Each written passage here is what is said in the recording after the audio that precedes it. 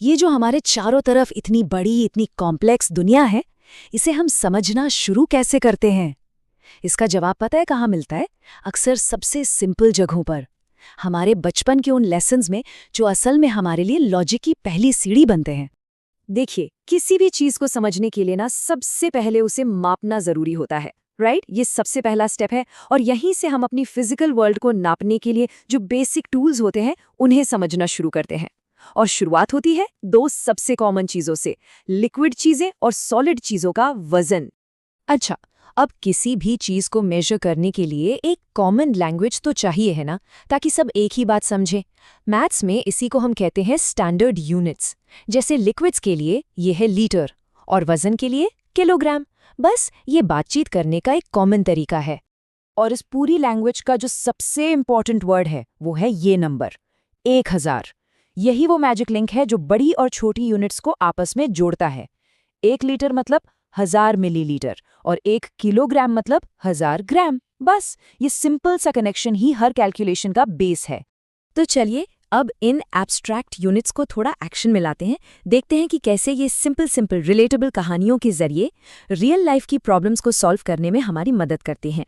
तो हमारी पहली कहानी है रमेश और सुरेश की। दोनों दूध पी रहे हैं। सवाल बहुत सीधा सा है, लेकिन यही सवाल हमें सिखाता है कि दो अलग अलग क्वांटिटीज को एक साथ कैसे लाया जाए।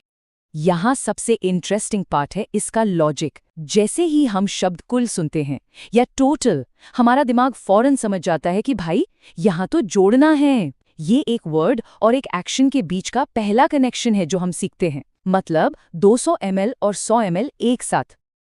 और जवाब क्या हुआ? 300 मिलीलीटर। देखा, एक सिंपल सा सॉल्यूशन जिसने हमें एडिशन का मतलब सिखा दिया। तो पहली कहानी हुई खत्म। चलो अब शबनम की कहानी पर आते हैं। यहाँ सिचुएशन थोड़ी सी अलग है। हमारे पास एक स्टार्टिंग अमाउंट है और उसमें से कुछ हिस्सा यूज हो रहा है। तो यहाँ की फ्रेज क्या है? कितनी बची है। ये फ्रेज हमें बताता है कि अब घटाना है, मतलब सब्ट्रैक्शन। हम 700 ग्राम से शुरू करते हैं और जो चीनी इस्तेमाल हो गई उसे एक एक करके हटाते जाते हैं। ये किसी चीज को कम करने के प्रोसेस को समझने का कितना सिंपल और बढ़िया तरीका है। और आखिर में जवाब मिला 400 ग्राम। शबनम की चीनी वाली प्रॉब्लम का एकदम क्लियर फाइनल आंसर। अच्छा, अब एक प्रैक्टिकल पजल देखते हैं। एक ऐसी पहेली जिसका सामना एक दुकानदार शायद रोज करता होगा। उसके पास कुछ फिक्स्ड वजन के बाट हैं। अब वो इनसे अलग अलग वजन कैसे तौलेगा? ये एक रियल वर्ल्ड प्रॉब्लम है ना? और ये स्लाइड इसका सोल्यूशन बड़े ही शानदार तरीके से दिखाती है। ये सिर्फ एडिशन नहीं है, ये तो एक पजल सॉल्व करने जैसा है। 8 किलो तौलना है तो 5, 2 और 1 किलो के बाट मिला दिए। 300 ग्राम चाहिए तो 200 और 100 ग्राम को एक साथ रख दिया। ये दिखाता है कि कैसे स्टैंडर्ड टुकड़ों को मिलाकर लगभग कोई भी अमाउंट बनाया जा सकता है। ऑलराइट, अब तक जो कुछ भी सीखा है उसे टेस्ट करने का टाइम आ गया है। चलो कुछ मजेदार और फास्ट पेस्ड चैलेंजेस के साथ अपने स्किल्स को परखते हैं। चलो सबसे इजी वाले से शुरू करते हैं। नंबर है 79। इसके ठीक पहले क्या आता है? 78 और ठीक बाद में 80। ये सुनने में बहुत ही सिंपल लग सकता है, पर यही तो नंबर्स की सीक्वेंस और उनकी रिलेशनशिप को समझने का फाउंडेशन है, एक फंडामेंटल स्किल। अब बारी है एक क्लासिक लॉजिक पजल की, एक मैजिक स्क्वायर। गोल ये है कि हर तरफ से, मतलब हर रो, कॉलम और डायगोनल, सबको जोड़ने पर 27 आना चाहिए।